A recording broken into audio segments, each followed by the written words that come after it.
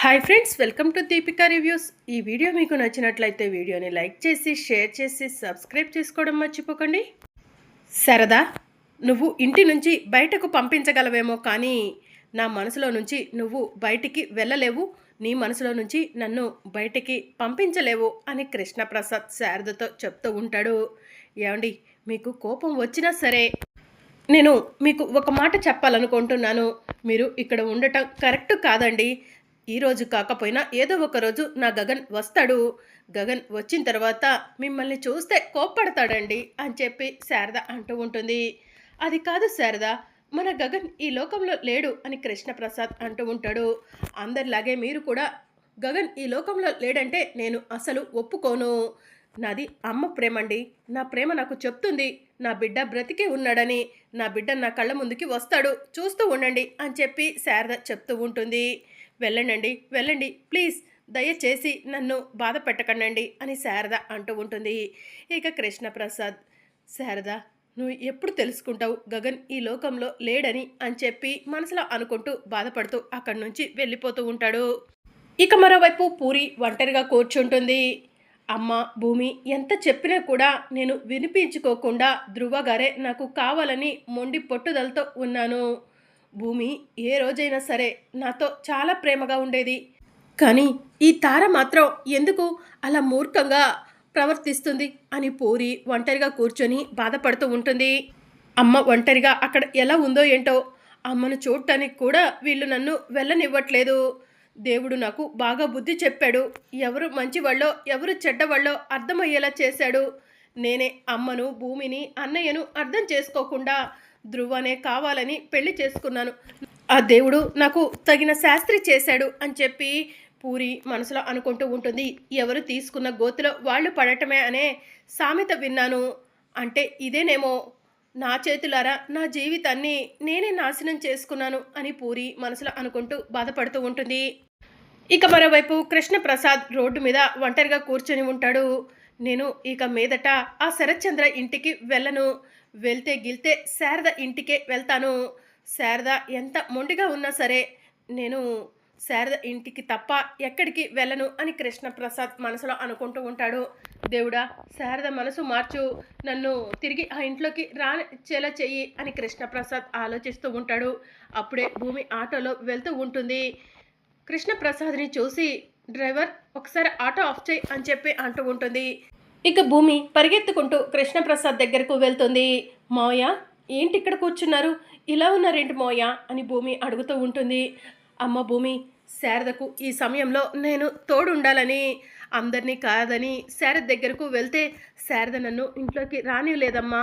గగన్ వస్తాడు, గగన్ కోప్పడతాడు, మీరు ఇక్కడి నుంచి వెళ్ళిపోండని నన్ను బలవంతంగా శారద ఇంట్లో నుంచి బయటకు పంపించిందమ్మా అని కృష్ణప్రసాద్ చెప్తూ ఉంటాడు. నేను కూడా శారద అత్తయ్య దగ్గరికే వెళ్తున్నాను, రెండు మోయ అని భూమి కృష్ణప్రసాద్ని తీసుకొని శారద ఇంటికి బయలుదేరుతుంది. ఇక మరోవైపు ఒక బిచ్చగాడు రోడ్డు మీద తిరుగుతూ ఈ రోజైనా తినటానికి కడుపు నిండా తిండి ఉంటుందో లేదో అని మనసులో అనుకుంటూ శారద ఇంటి దగ్గరకు వెళ్ళి అమ్మా అని పిలవటంతో, నాన్న గగన్ వచ్చావా, నీకోసమే ఎదురు చూస్తున్నాను రా, రా నాన్న రా. ఈ లోకంలో అమ్మను మించిన ప్రేమ లేదంటారు. అమ్మ మనసు చెప్తుంది నువ్వు బ్రతికి ఉన్నావని, కానీ అందరూ నువ్వు చచ్చిపోయావంటున్నారు. రా నాన్న రా అని చెప్పి శారద ఆ బిచ్చగాన్ని తీసుకెళ్ళి సోఫాలో కూర్చోబెడుతుంది. నీకు ఇష్టమైన వంటలన్నీ చేశాను నాన్న, నా చేతులతోనే తినిపిస్తాను అని శారద బిచ్చగాడిని తీసుకెళ్ళి తన చేతులతో తినిపిస్తూ ఉంటుంది. అప్పుడే కాలింగ్ బెల్ మోగుతూ ఉంటుంది. శారద వెళ్ళి డోర్ ఓపెన్ చేస్తుంది. ఏమండి, భూమి వచ్చారా, నేను చెప్తే మీరంతా నమ్మలేదు కదా, మన గగన్ వచ్చేసాడండి, వచ్చేసాడు అని శారద కృష్ణప్రసాద్ని తీసుకొని సోఫా దగ్గరకు వెళ్ళి, చూడండి మన గగన్ కడుపు నిండా తింటున్నాడు అని శారద చూపిస్తూ ఉంటే, శారద వాడు మన గగన్ కాదు, రోడ్డు మీద అడుక్కునేవాడు శారద, నీకు రోడ్డు మీద అడుక్కునేవాడికి గగన్కి తేడా తెలియట్లేదా అని కృష్ణప్రసాద్ అంటూ ఉంటాడు. ఏమోనండి, ఎవరిని చూసినా కూడా నాకు గగన్ని చూసినట్టే అనిపిస్తుంది అని శారద అంటూ ఉంటుంది. క్షమించండి అయ్యా, అమ్మగారు రమ్మనగానే లోపలికి వచ్చి కూర్చొని తింటున్నాను అని బిచ్చగాడు అంటూ ఉంటే, పర్వాలేదు కూర్చొని కడుపు నిండా తినే వెళ్ళండి అని చెప్పి భూమి అంటుంది. శారదత్తయ్య, గగన్ బావని కొంతమంది దుర్మార్గులు చంపేశారు. మీరు ఇంకా గగన్ బావ ఈ లోకంలో ఉన్నాడని నమ్ముతున్నారు. మీ నమ్మకం నిజం కావాలని నాకు కూడా ఉందత్తయ్య. కానీ బావ లేడన్న నిజం మనం నమ్మాలత్తయ్య, నమ్మాలి అని భూమి చెప్తూ ఉంటుంది. భూమి, నువ్వు కూడా అలా మాట్లాడితే కొట్టేస్తానేమనుకుంటున్నావో. నా కొడుకు బ్రతికే ఉన్నాడు, చూస్తూ ఉండు, నా దగ్గరికి వస్తాడు అని చెప్పి శారద చెప్తూ ఉంటుంది. ఇదమ్మా శారద తీరు. ఎంత చెప్పినా కూడా గగన్ వస్తాడు, గగన్ ఉన్నాడనే అంటుంది. గగన్ లేడని శారద ఎప్పుడు తెలుసుకుంటుందో, ఈ విషయాన్ని తను ఎలా డైజెస్ట్ చేసుకుంటుందోనని నాకు చాలా బాధగా ఉంది భూమి అని చెప్పి కృష్ణప్రసాద్ చెప్తూ ఉంటాడు. అవునత్తయ్య, పూరి ధ్రువ ఎక్కడున్నారు అని భూమి అడుగుతూ ఉంటుంది. ఇక్కడెందుకుంటారమ్మా, పెళ్ళి అయిపోయింది కదా పూరికి, తను ధ్రువ ఇంటికి వెళ్ళిపోయింది అని చెప్పి శారద చెప్తూ ఉంటుంది. గగన్ వచ్చిన తర్వాత నేను గగన్ ఇద్దరం కలిసి పూరి దగ్గరకు వెళ్తాము, పూరిని చూసొస్తాము అని చెప్పి శారద చెప్తూ ఉంటుంది. బావ రాడన్న నిజం నువ్వు ఎప్పటికీ తెలుసుకుంటావా అత్తయ్య అని చెప్పి భూమి మనసులో అనుకుంటూ ఉంటుంది. భూమి, ఈసారి వాడు వచ్చిన తర్వాత నిన్ను క్షమించమని చెప్పేస్తాను. ఆ తారతో పెళ్ళి క్యాన్సిల్ అని కూడా చెప్పేస్తాను. నా కోడలిగా నువ్వు నా ఇంట్లోనే ఉండాలమ్మా, అప్పుడే మా ఇల్లు కలకల్లాడుతుంది అని శారద చెప్తూ ఉంటుంది. ఇక మరోవైపు చెర్రీ ఫ్రెండ్స్ అంతా కలిసి పబ్బుకు వెళ్తారు.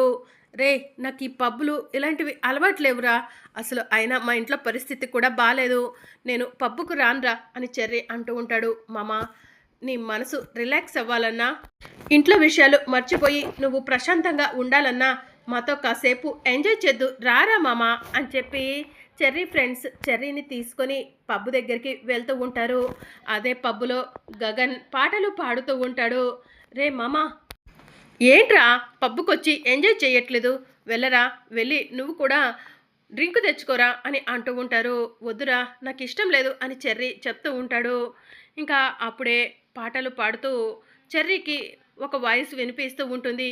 ఎవరు ఇంత బాగా పాటలు పాడుతున్నారు అని చెర్రీ పక్కకు చూసేసరికి అక్కడ గగన్ కనిపిస్తాడు.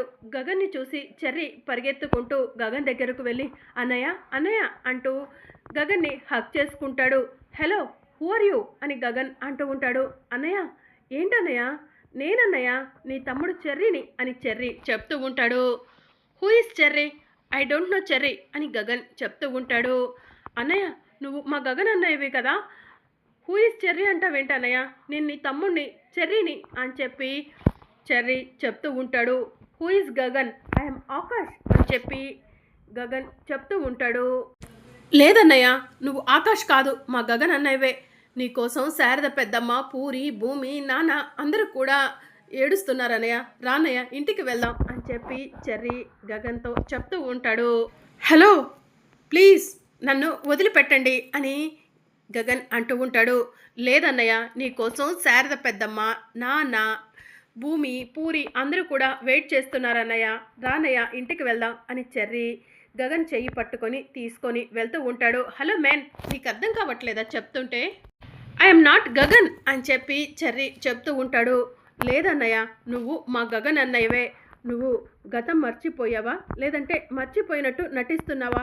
ఒకవేళ నువ్వు గతం మర్చిపోయి ఉంటే శారద పెద్దమ్మను, భూమిని చూస్తే గతం నీకు తప్పకుండా గుర్తుకు వస్తుందన్నయ్య, రాన్నయ్య వెళ్దాం అని చెర్రీ గగన్ చెయ్యి పట్టుకొని లాక్కొని వెళ్తూ ఉంటాడు. ఇక మరోవైపు భూమి, శారదత్తయ్య, నేను ఒకసారి పూరి దగ్గరకు వెళ్ళి పూరిని చూసొస్తాను. పూరి అక్కడ ఎలా ఉందో ఏంటో, గగన్ బావా ఆ తారను పెళ్లి చేసుకోలేదని వాళ్ళు పూరిని ప్రేమగా చూస్తున్నారో లేదో తెలుసుకుంటాను అని చెప్పి భూమి అంటుంది. సరే అమ్మ భూమి అని శారద అంటుంది. ఇక భూమి ధ్రువ ఇంటికి బయలుదేరుతుంది. ఇక పూరి ఒంటరిగా కూర్చొని ఏడుస్తూ ఉంటుంది. అమ్మను చూడటానికి కూడా వీళ్ళు నన్ను పంపించట్లేదు, నేను అమ్మ దగ్గరికి ఎలా వెళ్ళాలి, అమ్మను ఎలా చూడాలి, దేవుడా నా సమస్యకు ఏదో ఒక పరిష్కారం చూపించయ్యా అని పూరి మనసులో అనుకుంటూ ఉంటుంది. ఇక అప్పుడే కాలింగ్ బెల్ మోగుతూ ఉంటుంది. పూరి వెళ్ళి డోర్ ఓపెన్ చేస్తుంది. భూమిని చూడగానే పూరి ప్రాణం ఒక్కసారిగా లేచి వస్తుంది. భూమిని గట్టిగా హగ్ చేసుకొని ఏడుస్తూ ఉంటుంది. పూరి ఏంటి నన్ను హగ్ చేసుకొని ఏడుస్తుంది? పూరికి ఏదైనా బాధ ఉండుంటుందా, అందుకే నన్ను హగ్ చేసుకొని ఏడుస్తుందా అని చెప్పి భూమి మనసులో అనుకుంటూ ఉంటుంది. పూరి ఏమైంది పూరి అని చెప్పి భూమి అడుగుతూ ఉంటుంది. ఏం లేదులే భూమి, రా లోపలికి అని పూరి భూమిని లోపలికి పిలుస్తూ ఉంటుంది. అమ్మ ఎలా ఉంది భూమి అని చెప్పి పూరి అడుగుతూ ఉంటుంది. శారదత్తయ్య ఏడుస్తున్నారు, బాధపడుతున్నారు పూరి అని చెప్పి భూమి చెప్తూ ఉంటుంది. అవును, నీ ఒంటి మీద ఈ దెబ్బలేంటి పూరి అని చెప్పి భూమి అడుగుతూ ఉంటుంది. ఏం లేదులే అని చెప్పి పూరి చెప్తూ ఉంటుంది. పూరి నిజం చెప్పు, లేదంటే నా మీద ఒట్టే అని చెప్పి భూమి అంటూ ఉంటుంది. ఇక పూరి జరిగిందంతా కూడా భూమికి చెప్తూ ఉంటుంది. ఇక దాంతో భూమి కోపంగా తారా తారా అని పిలుస్తూ ఉంటుంది. తార బయటికి వస్తుంది. హో భూమి, నువ్వా? ఏంటి ఇలా వచ్చావు? గగన్ గారిని ఎక్కడ దాచిపెట్టి నాటకాలు ఆడుతున్నావు అని తార అడుగుతూ ఉంటుంది. గగన్ బావ చనిపోయాడని మేమంతా వెలవెల్లాడిపోతున్నాము. గగన్ బావ చనిపోయాడని శారదత్తయ్యను ఒక్కసారి చూసొస్తానని పూరి అడిగితే పూరిని పంపించకుండా ఇలా వాతలు పెట్టడం ఎంతవరకు కరెక్ట్ తారా అని చెప్పి భూమి అంటూ ఉంటుంది. హో చెప్పేశావా, అన్నీ చెప్పేశావా అని తార పూరిని అడుగుతూ ఉంటుంది. చెప్పింది తారా, ఇంకొకసారి పూరిపై చెయ్యి చేసుకున్నావంటే నీపైన పోలీస్ కంప్లైంట్ ఇస్తాను అని భూమి అంటుంది. ఇంకొకసారి కాదు, నీ కళ్ళ ముందే మీ పూరి చెంప మీద కొడతాను, ఏం చేస్తావో చూస్తాను అంటూ తార పూరిని కొట్టడానికి చెయ్యెత్తబోతూ ఉండగా భూమియే తార చెంప మీద కొట్టి పూరిని నువ్వు కొట్టడం కాదు, నేనే నిన్ను కొట్టాను అని చెప్పి అంటూ ఉంటుంది. హౌ డేర్ యూ, నన్ను కొడతావా అని తార అంటూ ఉంటుంది. నువ్వు పూరి మీద చెయ్యి చేసుకోవచ్చు, నేను నీ మీద చెయ్యి చేసుకోకూడదా అని చెప్పి భూమి అంటుంది. పూరి మా అన్నయ్యకు భార్య, నువ్వు నాకేమవుతావు అని చెప్పి తార అడుగుతూ ఉంటుంది. పూరి నా మరదలు, నా మరదలపై ఎవరైనా చెయ్యి వేస్తే నేను చూస్తూ ఊరుకుంటానా అని భూమి ఒక్కసారిగా తారపై విరుచుకుపడుతుంది. తార షాకింగ్గా చూస్తూ ఉంటుంది. మరి అప్కమింగ్ ఎపిసోడ్లో ఏం జరగనుందో తెలుసుకోవాలనుకుంటున్నారా? అయితే ఛానల్ను సబ్స్క్రైబ్